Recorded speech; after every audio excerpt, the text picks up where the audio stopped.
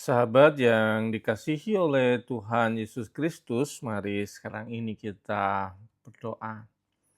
Kami mempersiapkan diri mendengar kebenaran firman-Mu. Nyatakanlah kebenaran sabdamu kepada kami. Kami mohon dalam nama Bapa, Putra, dan Roh Kudus. Amin. Sabda Tuhan terambil dari Injil Lukas pasal yang pertama ayat yang ke-68.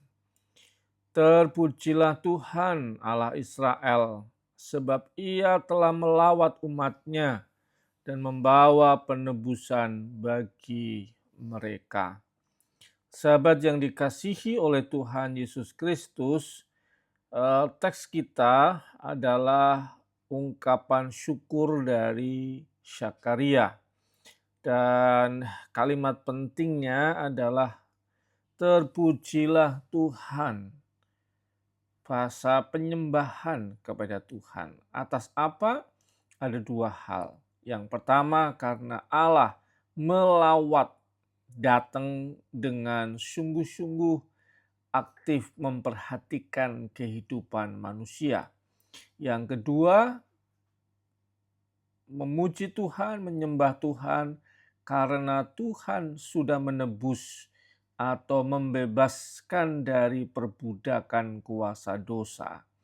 Jadi sahabat yang dikasihi oleh Tuhan Yesus Kristus, kita belajar dari cara Zakaria memuliakan Tuhan. Memulai dengan kata terpujilah Allah, menyembah Tuhan dengan alasan satu, Allah melawat, memperhatikan dengan aktif, dan kedua adalah Allah yang membebaskan dan menebus dari dosa. Bisakah kita menggunakan ini dalam kehidupan kita dan biasakan juga sebenarnya membiasakan ini dalam ungkapan kita setiap pagi. Setiap pagi kita ucapkan terpujilah Tuhan dan sebutkan dua alasan mendasar tentang kebaikan Allah atas hidup kita. Bisa saja pagi hari kita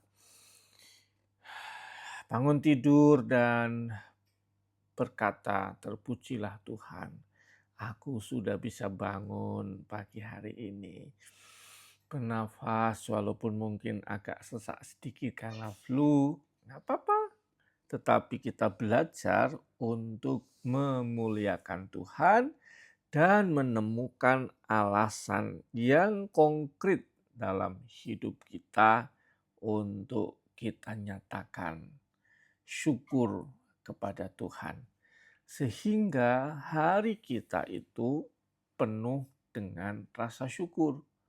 Pagi hari rasa syukur.